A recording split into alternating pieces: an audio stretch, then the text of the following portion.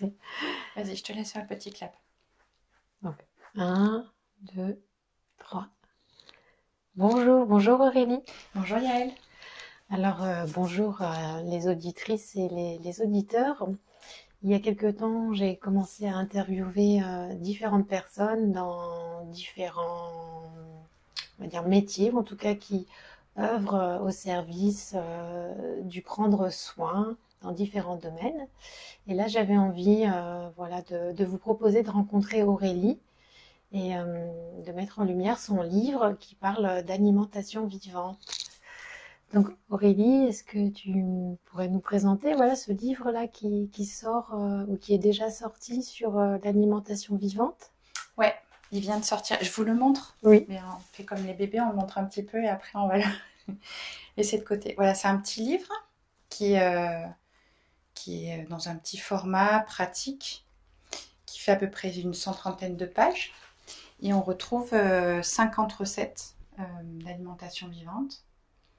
Voilà, la particularité du livre, c'est que en fait, ça fait un moment, moi, que je milite, on va dire, et que je travaille dans le milieu de l'alimentation vivante. Et j'ai voulu, en fait, un peu faire euh,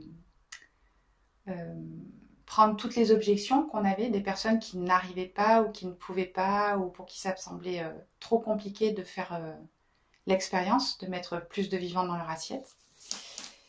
Et c'est un livre, donc, alors il n'y a pas besoin de matériel spécifique.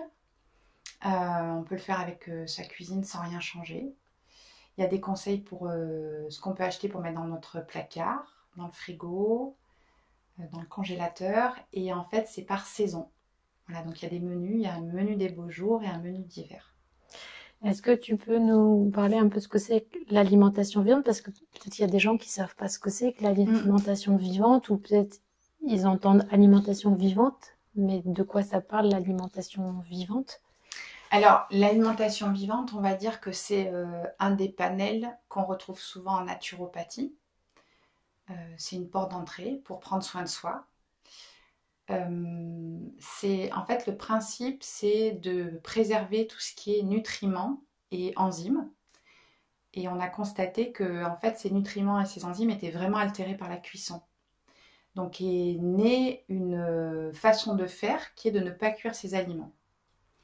Donc à l'origine, la crusine, parce qu'il y a deux choses différentes, il y a l'alimentation vivante et la crusine, c'est une femme qui s'appelle Cherry Soria, qui est américaine, qui a travaillé avec Victoria Skublinkas et avec Anne Wigmore.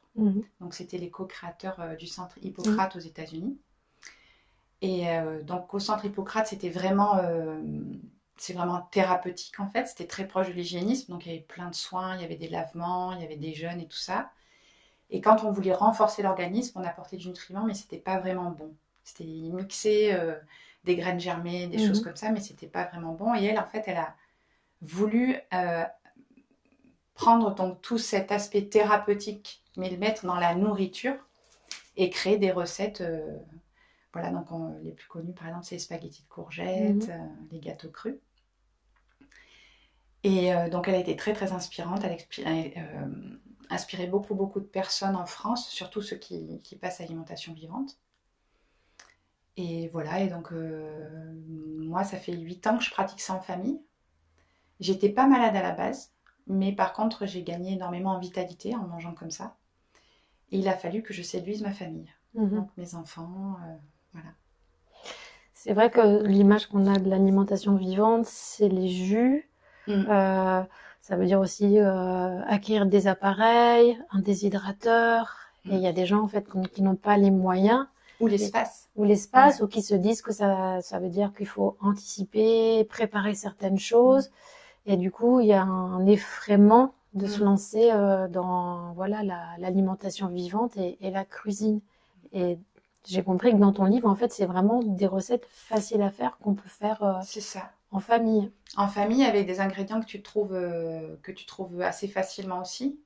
Parce que maintenant, tu vois, les grands supermarchés bio font pas mal de vrac. Et vu qu'en fait, c'est une alimentation qui est vraiment à base d'oléagineux, de légumes, de fruits, on va enlever tout ce qui est laitage, produits transformés, viande. Donc c'est vrai que oui, voilà, moi c'était important pour moi qu'on puisse le faire très facilement. Après, pour la gestion du temps, j'ai pas trouvé de solution parce que en fait, ce sera toujours plus long que d'enlever un plastique d'un plat cuisiné et de le mettre au micro-ondes. Ça, de toute façon. Mais par contre, il y a une proposition d'utiliser son temps différemment. Par exemple, de préparer la veille ou de préparer, tu vois, en grande quantité et soit de congeler, soit de conserver au frigo. Voilà, mais le temps de préparation, tu vois, par exemple, il y a des recettes de soupe. Une soupe crue est beaucoup plus rapide à faire qu'une soupe cuite. Et après, au niveau matériel, c'était très très important pour moi que les personnes n'aient pas besoin d'investir. Déjà parce qu'ils ne savent pas s'ils vont rester à cette alimentation-là. Peut-être que c'est juste une envie saisonnière ou tu vois, ça peut aller encadrer, tu vois, un jeûne ou une période de détox. Donc c'est quand même dommage d'investir si tu sais pas si c'est juste tenter l'aventure ou si tu as vraiment envie de l'inclure dans ton quotidien. Et est-ce que aussi, par exemple, on peut être pas 100% alimentation vivante, mais avoir ce désir de bien manger et mettre un peu d'alimentation vivante dans sa vie? Mais en fait, c'est marrant parce que tu parles de ça, parce que je me suis posé cette question ces derniers temps. Je me demandais d'où était venue cette idée qu'il fallait manger 100% vivant. Tu vois? Parce que quand tu pratiques un sport, par exemple, on va pas te dire tu fais que du tennis et rien d'autre, il faut que tu en fasses tout le temps. Et je sais pas d'où est-ce que c'est venu. Donc je pense que oui, il y a un dogme autour de l'alimentation vivante, c'est sûr. Mais moi, je pense que alimentation vivante, déjà, si tu es à 50%, 60%, tu as déjà des bénéfices. Et je dirais même que le premier pas, si tu veux une alimentation santé, c'est de manger comme tu manges d'habitude, sauf que tu vas transformer toi-même. C'est-à-dire, plutôt qu'acheter du pain, faire ton pain, peut-être en changeant, tu vois, le gluten par autre chose. Pour moi, c'est ça qui est le plus important. Plutôt que manger exclusivement cru, vraiment, la chose la plus importante, c'est de te réapproprier ton alimentation. Donc aussi l'alimentation vivante, en fait, finalement, dans ce que tu dis, c'est vraiment devenir acteur de son alimentation et de, comme tu disais, de pas ouvrir, voilà, quelque chose déjà de préfabriqué. Et ce que je me demandais, bon, je pratique ou j'ai déjà pratiqué l'alimentation vivante. Dans mon souvenir, quand on mange, en fait, on mange moins, on sent beaucoup plus la satiété. On sent après qu'on a plus d'énergie. Il y a vraiment un gain qui est important, en tout cas, dans le fait d'aller vers cette alimentation. Ah ben oui, pour toutes les personnes qui sont, tu vois, très fatiguées ou qui ont des humeurs un peu cycliques. Moi, je dis en fait, c'est l'alimentation vivante, c'est l'alimentation des femmes, déjà. Et c'est vrai que ça donne aussi une clarté de l'esprit, donc moins de charge mentale. Et oui, parce que tu manges pas de calories vides normalement, tu vois. C'est-à-dire que si tu as envie de sucrer, tu vas aller vers du sucre qui est assimilable directement par l'organisme, comme par exemple des dattes. Enfin voilà, en pâtisserie crue, tu as énormément de choix. Tu peux être très très gourmet en alimentation vivante. Et vu que c'est voilà, c'est pareil, c'est pas, tu vois, des laits pasteurisés, tu vas remplacer par des boissons végétales. Si tu les fais toi, ben, tu vas avoir tous les bénéfices des amandes. Donc effectivement, tu peux moins manger, à part si tu es très gourmand, où là tu vas voilà, vraiment te régaler. Mais le but, c'est vraiment c'est faire différence entre se nourrir et manger pour se remplir. Et c'est quelque chose que tu expérimentes vraiment avec l'alimentation vivante. Vraiment. Je dirais que c'est l'un des premiers avantages. Le fait aussi de gagner en énergie, c'est gagner en énergie pour le faire, c'est-à-dire pour, tu sais, je disais, une clarté mentale, donc avoir peut-être plus osé pour faire tes projets, mieux dormir, te sentir plus léger, qui n'a rien à voir avec le poids que tu fais. Mais c'est aussi, je pense, un côté... J'ai perdu le fil, je vais te dire. Oui, l'avantage du gain d'énergie, c'est qu'en fait, tu vas aussi apporter à ton corps suffisamment d'énergie pour que lui se nettoie, en fait. Sans que tu aies besoin de prendre des choses pour t'aider à nettoyer. Ah, c'était ça ce que je veux dire. C'était les deux énergies. C'était dans ta façon de te sentir et aussi dans ta façon d'être avec ton corps, qui lui, ben, si tu lui donnes de la force, ben, il va s'occuper de tout ce qui le dérange, en fait.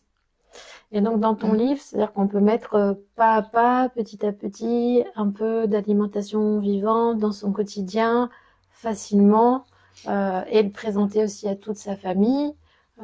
et que peut-être même les enfants participent Oui, aux recettes. ouais. Il a été prévu comme ça. C'est-à-dire qu'il a été prévu comme ça. Tu peux. Donc, j'ai pensé aussi, tu vois, aux personnes qui sont nomades d'obligation, c'est-à-dire qui ne mangent pas chez eux à midi. Donc, tu peux préparer des choses le soir que tu mets dans des lunchbox. Pourquoi pas le faire, le partager, tu vois, avec tes collègues de travail ou des choses comme ça. Et effectivement, tu peux commencer par les desserts. Mhm. Tu peux avoir le livre et te dire, tiens, ça m'inspire, j'ai trop envie. Parce qu'il y a des mariages qui peuvent t'interpeller, tu vois, comme par exemple des mariages comme si tu tombes sur une recette où il y a, on mélange par exemple de la caroube et du champignon. Mhm. Tu vas dire, tiens, je connais pas, qu'est-ce que ça fait, tu vois, ou des tomates avec de la fraise. Donc tu vas tester. Tu n'auras pas l'impression de manger quelque chose de particulièrement connoté comme alimentation vivante. Tu peux le partager sans le dire ou en le disant. Et ouais, ça peut être la rencontre avec de belles surprises. Et aussi, peut-être qu'on a la croyance que l'alimentation vivante, comme c'est du cru, ça se mange que l'été, que l'hiver c'est compliqué parce qu'on va avoir froid et que du coup il faut manger des choses qui sont chaudes ou qui réchauffent ou qui sont très caloriques. Comment on peut mettre en place l'alimentation vivante Alors, l'hiver? cru ne veut pas dire froid. On confond, c'est normal. Hein. Ça ne veut pas dire froid. Et en plus, c'est d'autant plus normal que nous, on est dans des pays où en fait tous les légumes et les fruits sont conservés au frigo. Alors, les trois quarts n'ont pas besoin d'être au frigo. L'hiver, tu as deux façons de te réchauffer. La première, c'est parce que tu manges épicé. Donc, tu peux inclure du gingembre, des tisanes, des choses comme ça. Tu peux aussi te faire, quand tu réalises par exemple des boissons végétales à base d'oléagineux ou des soupes, tu vas le faire avec de l'eau chaude. Et tu as la possibilité de. Par exemple, des Irémériens en parlent très bien. Tu sais, les décrudis, c'est-à-dire tu fais une salade et tu fais juste revenir 2 minutes pour chauffer tes carottes, tes betteraves crues. Ça reste cru, mais c'est juste saisi. Et après, rien ne t'empêche l'hiver d'avoir une alimentation plus cocon. Donc, si tu gardes l'alimentation vivante l'hiver, moi je conseillerais pour le petit déjeuner et le soir, tu vois. Et le midi, si tu as besoin de plus de densité, oui, de faire des choses à la vapeur, comme des pommes de terre, des patates douces, de la quinoa. Mais c'est tout à fait possible de manger. Après, il y a souvent, tu vois, des personnes qui ont peur aussi de l'hiver pour la diversité. Alors qu'en fait, en hiver, tu as énormément de choses, sauf que ce n'est pas les mêmes produits. Tu vas avoir énormément d'agrumes, tu vas avoir beaucoup de légumes racines, tu vas avoir accès à la lactofermentation. Donc, ouais, c'est possible. Mais si tu le sens pas, faut pas se forcer. Oui. Faut que ça reste quand même un plaisir, tu vois. Oui, je retiens parce que tu as parlé de la différence entre nourrir et manger. Et peut-être que nous, on a, je pense collectivement, cette dimension de manger parce qu'il faut manger. Et là, quand tu dis le mot nourrir, moi j'entends le goût, j'entends la saveur, j'entends vraiment d'être dans quelque chose où on est une forme un peu de sensualité, d'appréciation des aliments. Après, dans ce que je trouve beau dans l'alimentation vivante, c'est que ça garde toutes ces couleurs que quand tu fais cuire, c'est souvent un peu marron. Et le cru, c'est très coloré, ça garde vraiment tout son côté pétillant. Très coloré, très parfumé aussi. Tu sens en fait. Tu reconnais des odeurs dans des salades, dans des soupes. Oui, oui, c'est.